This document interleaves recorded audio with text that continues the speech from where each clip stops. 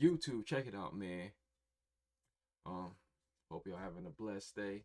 If not, hope this video get to y'all. If not, tomorrow or later today be better.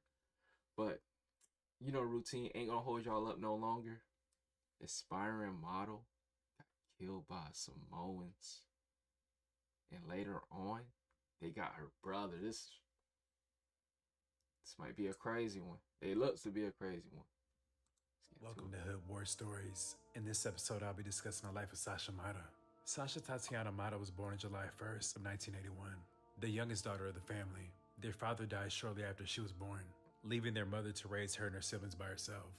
Growing up, Sasha always stood out. She was fond of stiletto heels, leopard skin purses, and fancy hats. She would dress up just to walk to the corner store for a soda. She got the nickname Hollywood because her ultimate dream was to trade her blue-collar Carson neighborhood for the bright lights. The neighborhood around her home was gang controlled, and her older brother fell to the gang life from an early age. In high school, Sasha received a lot of male attention, but her mother often instructed her not to make a mistake and take up with any of the local young boys, to wait until she got to college, where she could meet doctors and lawyers and live a more comfortable life. Upset about teachers' complaints about how she dressed, discouraged, Sasha had dropped out of high school after her sophomore year and had considered pursuing several careers, from dental hygiene to fashion design.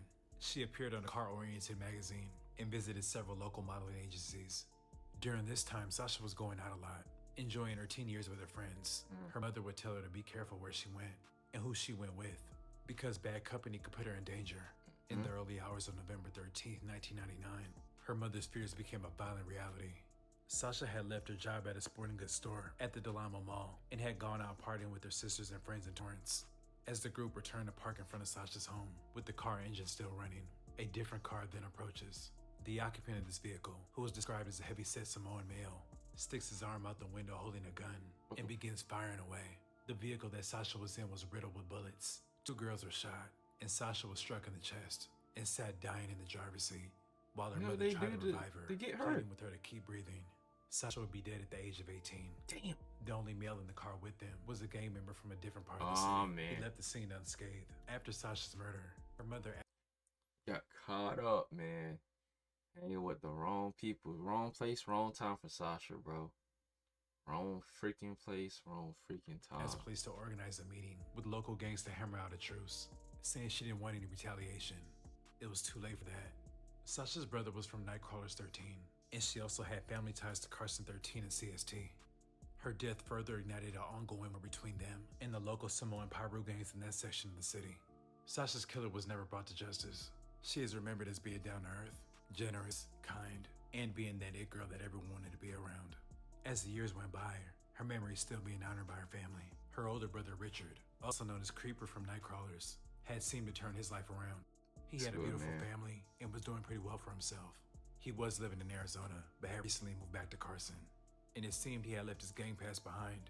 But on the night of August 24th, 2024, at approximately 11:35 p.m., Richard was in his car about 2 blocks away from his home when he spotted Boy Rue tagging up a wall with gang graffiti. Boy Rue was from Scott Park, Piru, and they are bitter rivals with the Nightcrawlers and Carson 13, with a long history of violence.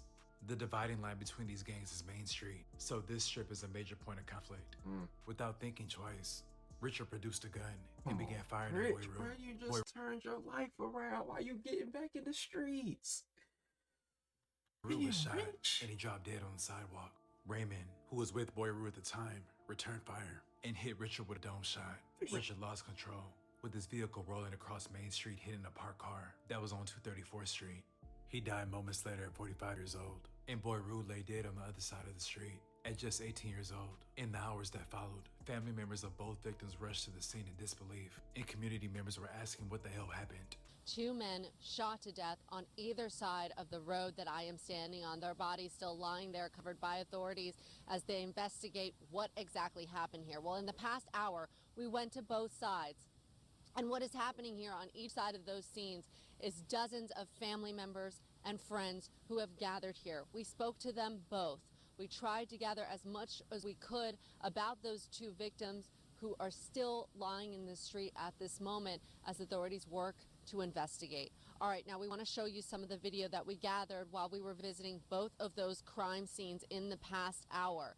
On one side, you see that yellow vintage SUV. We now know that car belongs to a 45-year-old man named Richard, whose body is lying just outside his car.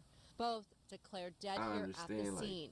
Vafatu's father describing his son as full of life. Again, just 18 years old. He tells me he was a good kid, a respectful kid, who just got caught up with what happens here on the streets.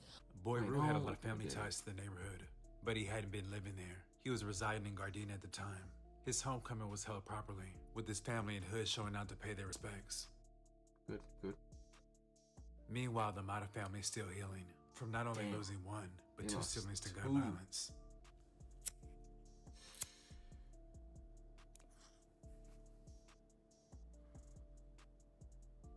I'd like to thank you guys for watching. Please like, comment, and subscribe. That was a crazy, sad one. Dog.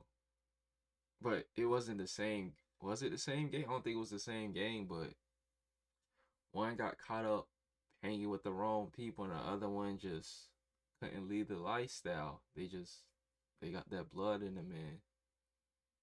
When they see something that they wouldn't like a few years ago when they was in the jump, it gonna click to them and like go back to that lifestyle. But rest in peace to both of them. It's crazy. Like she just got caught up. I feel really bad for her. It looked like she had something promising going for her. She could have been a model, bro, but hey, you hang with the wrong ones, can't really do nothing about it. But hey, man, appreciate y'all for tuning in. Catch y'all on the next one.